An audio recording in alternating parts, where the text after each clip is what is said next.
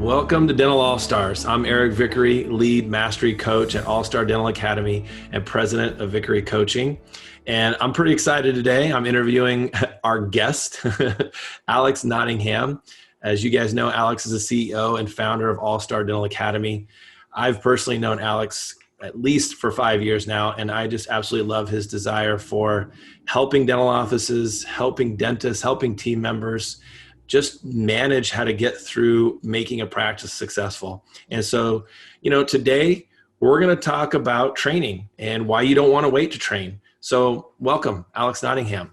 How are you doing? Great. Good. Nice to be part of the show. Thanks for having me. Thanks for letting me in.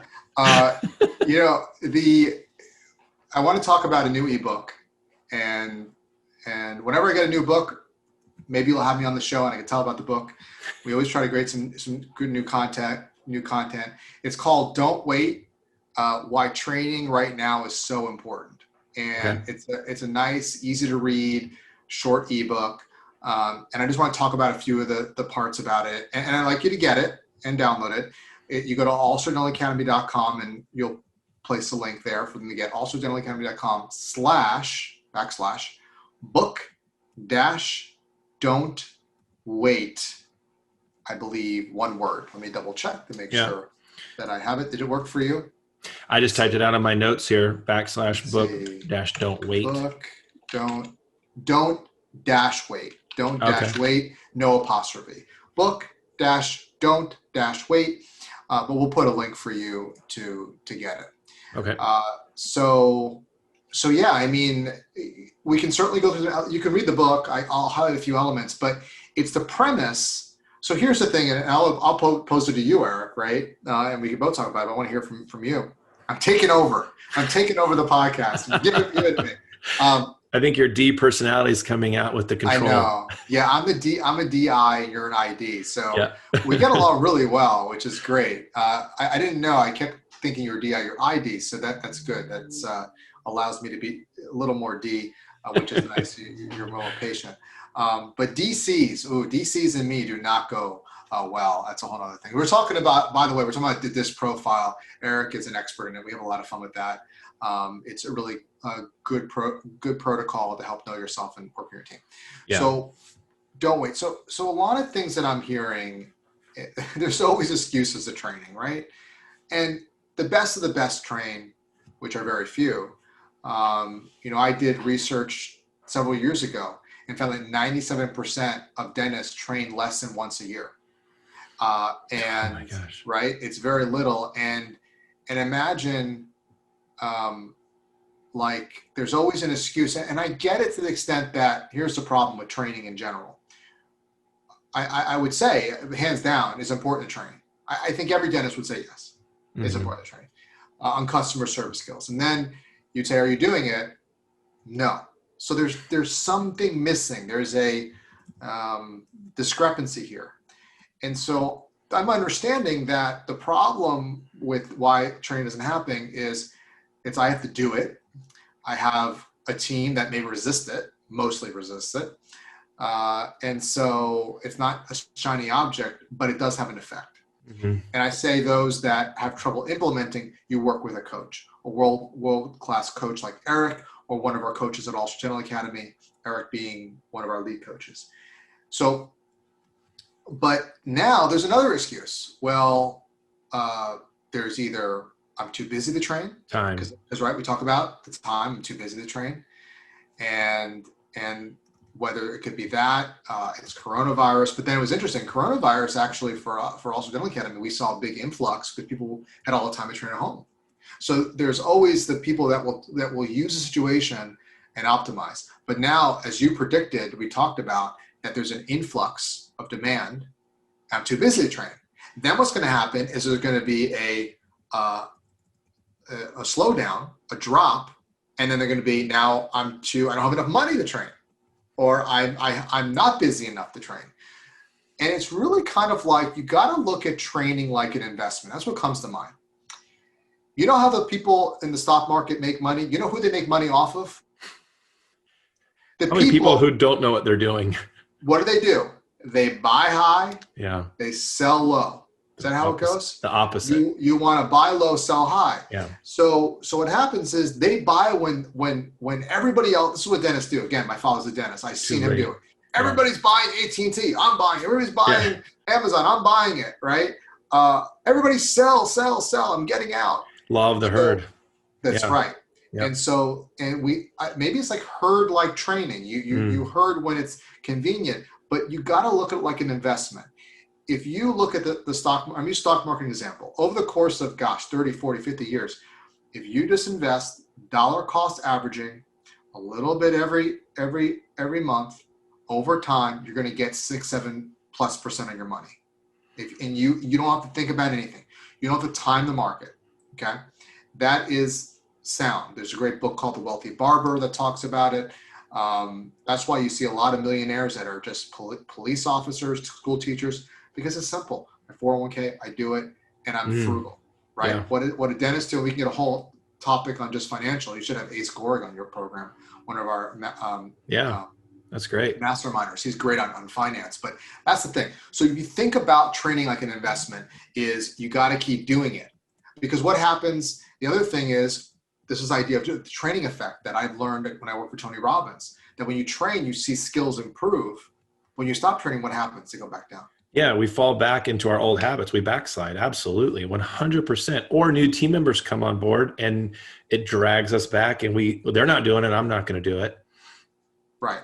And so it's where it's a problem. So there's always going to be some excuse, but training is really important to be consistently training.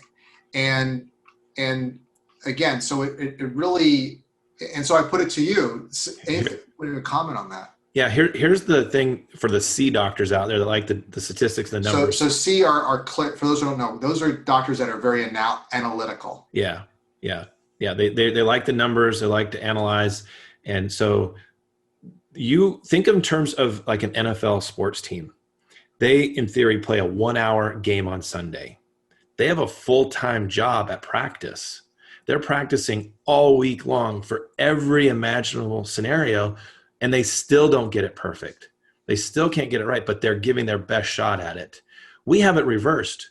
We're in the game all week long, and maybe we take an hour out of our time to maybe do some training, and we're afraid to role play or do things like that because we don't know what people will think about us. You have to push through those things and recognize it takes 4 to 6 hours a month of training to be absolutely ideal at what you're doing. Okay. So right.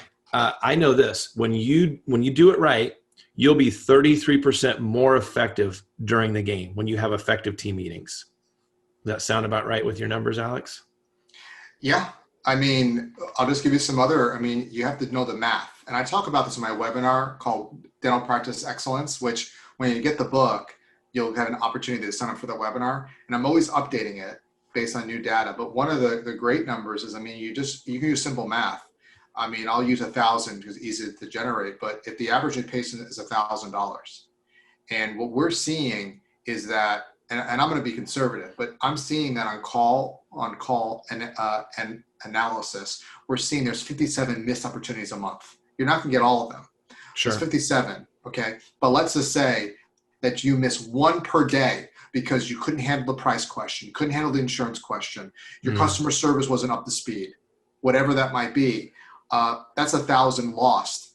Okay. Let's just say there's 4 working days a week, 4 times 4 weeks, 16. That's 16 grand a month in missed patients. This is the first year. We're not talking the lifetime value of the patient. $16,000.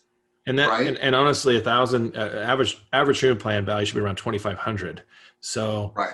Times that by, so you can put that 30, you do 2,000. Yeah. Right. 32 so plus 40,000 a month. Yeah. Yeah. I'm just going by the ADA and they're of a basic without. Sure. And again, that's optimizing. And again, in the book, we talk about this, the Don't Wait, on improving case acceptance efficiency. Yeah. So on the average dentist uses $16,000, but a dentist that's coached by All-Star, Coach with Eric, you're now doubling and tripling your average case acceptance. So that $16,000 becomes $40,000 a month. In the positive. So, in the positive, but you're saying 33% effectiveness? Absolutely. If you're $1 million practice, 33% of $1 million is $300,000. You're making $200,000 to $300,000 a month more you're 33% more effective a Yeah, year. a year. Yeah. Yep. It just boggles my mind that dentists will step over pennies to get or dollars to get pennies. That's right. Yeah. And they're missing, this has got to look at, if you use the athlete analysis, a lot of dentists like this analogy, but the best of the best, they're doing their stretching, they're doing their free throw, whatever the sport is. You have to do it. Look, you and I injured ourselves on a stationary bike. Not the same bike. The same bike, different bikes. Both of us have stationary bikes, different brands, by the way. Both got Achilles tendonitis from it because we didn't properly warm up. We didn't properly know what we're doing. We overdid it. We didn't have form. Yep. I'm telling you, Eric and I will be the next two people to get hit by a parked car. Okay, without that. In thinking of that, I actually hired a coach who did a FaceTime video with me to look at where my seat was, how I rode, posture, all that. And he actually corrected some things to make it feel less pressure. There's less pressure. And I was riding incorrectly. So you could be making mistakes and not even know it. That's right. That's right. And you have to, back to Tony Robbins, one of the things he said was, his whole premise is one thing: do what the best are doing, replicate them. Mm-hmm. If you want the success, do what they do. The best in the business do coaching. They're training. Okay. And the average return on coaching, 600 times the investment. Yeah. Okay. On All-Stars Dental Academy, our programs, we have a 10x guarantee that you'll make 10 times what you got from the training program. Okay. Just the online training. So the point is, it's a no-brainer to be doing these things. We see that the best of the best are doing it. And look, there's a lot of barriers that come in, and in terms of team and things like that, that's where coaching comes into play, because ideally the ideal dentist can implement training, but most don't. It's great to have a coach, because a coach also leverages and they have that experience. And you don't know what you don't know. And having an outside eye of that obviously is great. That's why you love the experience that your new employee brings, because there's new opportunity. What do you think about this, Alex? I've always heard, because dentists will get their 100 hours of CE on clinical training, right? How to be an expert clinician, which I absolutely believe is important. But that's the foundation. And really, success is going to come from your ability to get people to allow you to do what your hands have been trained to do. In other words, my clinical expertise is my 15% foundation of my success. I got to have that, or I'm a phony. Now, my ability to interact people is now 85% of my success is going to come from people skills, the soft skills. Yeah. I mean, my dad, dentist, my uncle, a plastic surgeon. I mean, they would always say to me, like, why are they have more patients, or they're making more money, and I'm a better clinician? Yeah. I'm teaching. There you go. Because they're more personable than you, know? I mean, so it's the emotional intelligence. I mean, they weren't bad, my family, but what was it? There's a joke. My family is temperamental, half tempers, half are mental. Anyways, so the look, you got it, you can have a both, but you got to look at your two hats. The clinical hat, which most of you love, dentists love, but you're also a business owner. You're an entrepreneur, okay? And you have to embody that. You have to accept that. And many are leveraging coaching for themselves and for their team. That's a great investment, okay? But the minimum is you have some sort of training. Now, if you've seen, All-Stars been ahead of the curve. Online training, it's great, right? Nobody gets sick. So they can do it. They can do it in their own, and they can socially distance and do the training. They can do it on Zoom. They can do it together, whatever it is. But it's very important that you're making those investments. And again, team training, business training, okay? And I'm not just saying All-Star as well. You want to be, when you're looking to train, you want to be exposing yourself to multiple ways to develop yourself as a business person. That's very important. Or if you have a partnership, you have somebody who's doing it. Somebody's got to be the entrepreneur, and most dentists is one, and you have to wear multiple hats. Yeah. No, I definitely think there's the foundation in being a master clinician, your MAGD, whatever it is, but the personality is where you get your growth, because most people don't go online and go, oh, wow, look at all these initials after his or her name. I want to go there. No, what they're doing is looking at your personality. I see it all the time with managing Facebook pages. The clients that have the most followers and the most engagement in their Facebook page are those that have phenomenal interaction with their patient when they're live and in person. They have personality. The personality creates some success. And now it's not an accident. They're on purpose. They're trained in how to interact with people. They're not just, clumsy and just happen to all have good personalities. There's purpose to it. It's not fake. It's not phony, but there's definitely training behind. It's like Disney World or something. You got to have.